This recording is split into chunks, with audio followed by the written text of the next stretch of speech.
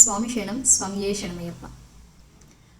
ಧರ್ಮಶಾಸ್ತ್ರನ ತಿರುವಾಭರಣ ಪೆಟ್ಟಿಗೆಗಳು ಬರುವಾಗ ಹೇಗೆ ಜನರು ವಿಜೃಂಭಣೆಯಿಂದ ಆ ಸ್ವಾಮಿಯ ಆಭರಣಗಳನ್ನ ಸ್ವಾಗತ ಮಾಡಿದ್ರು, ಪೂಜೆ ಸಲ್ಲಿಸಿದ್ರು, ಅದೇ ರೀತಿ ಸ್ವಾಮಿಯ ತಿರುವಾಭರಣ ಪೆಟ್ಟಿಗೆಗಳು ಮರಳಿ ಪಂದಳ ರಾಜ್ಯಕ್ಕೆ ಹೋಗುವಾಗ ಅದೇ ವಿಜೃಂಭಣೆಯಿಂದ ಪೂಜೆ ಸಲ್ಲಿಸಿ ಬೀಳ್ಕೊಡುತ್ತಾರೆ.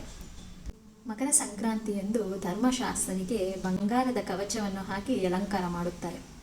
ಮಣಿಮಂಟಪದ ಮಕರ ವಿಳಕ್ಕು ಉತ್ಸವದ 3ನೇ ದಿನ ಸಹ ಆ ಧರ್ಮಶಾಸ್ತ್ರನಿಗೆ ಬಂಗಾರದ ಕವಚವನ್ನು ಅಲಂಕಾರ ಮಾಡುತ್ತಾರೆ. ತಿರುವಾಭರಣ ಪೆಟ್ಟಿಗೆಗಳು ಪಂದಳ ರಾಜ್ಯಕ್ಕೆ ಹೋಗುವ ಮುನ್ನ ಪೆರುನಾಡ್ ಕಟ್ಕಟ್ ಕೊಯ್ಕಲ್ ದೇವಾಲಯಕ್ಕೆ ಹೋಗುತ್ತದೆ. ಅಲ್ಲಿ ಆ ಶಾಸ್ತ್ರನಿಗೆ ಈ ಬಂಗಾರದ ಕವಚವನ್ನು ಹಾಕಿ ಅಲಂಕಾರ ಮಾಡುತ್ತಾರೆ.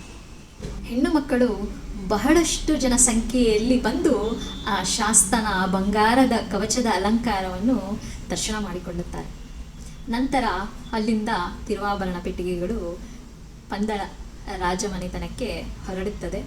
ಅಲ್ಲಿ ಪೂಜೆ ಮಾಡಿ ಆ ತಿರುವಾಭರಣ ಪೆಟ್ಟಿಗೆಗಳನ್ನ ಜೋಪಾನ ಮಾಡಿಕೊಳ್ಳುತ್ತಾರೆ. ಇನ್ನಷ್ಟು ಮತ್ತಷ್ಟು ಮಾಹಿತಿ ಆ ಸ್ವಾಮಿಯ ಬಗ್ಗೆ ನಿಮಗೆ ತಿಳಿಸಿಕೊಡುತ್ತೀನಿ. ಅಲ್ಲಿವರೆಗೂ ಸ್ವಾಮಿಯೇ ಶರಣಮಯ್ಯಪ್ಪ.